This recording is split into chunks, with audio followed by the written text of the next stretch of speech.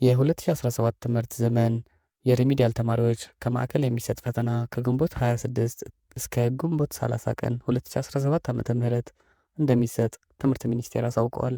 በሚኒስትሩ የአካዳሚክ ጉዳዮች መሪ ሥራ አስፈጻሚ ዶክተር ኤባ ሜጄ እና በቀን መጋቢት 15 2017 ዓ.ም ተፈርሞ ለሁሉም የመንግስት ዩኒቨርሲቲዎችና ለሁሉም የግል ከፍተኛ ትምህርት ቤት ተቋማት በጣፉት ሴሪኩላር የ2017 ዓ.ም የሪሚዲያል ተማሪዎች የማጠቃለያ ግምገማ ከ100% ከማዕከል እንደሚሆን አስታውሰዋል።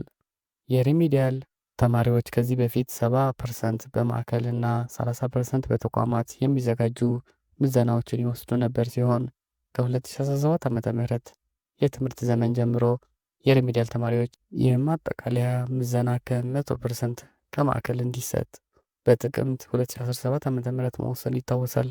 በዚህም የ2017 ዓ.ም የሪሚዲያል ተማሪዎች በሚማሩበት ተቋም የሚሰጥ የተከታታይና የማጠቃለያ ፈተና ውጤት ለትምህርት ሚኒስቴር የሚላክ ይሆናል። ከዛም በማዕከል የሚሰጥ ፈተና የተማሪዎቹ መቀጠልና አለመቀጠል የሚወሰን ይሆናል።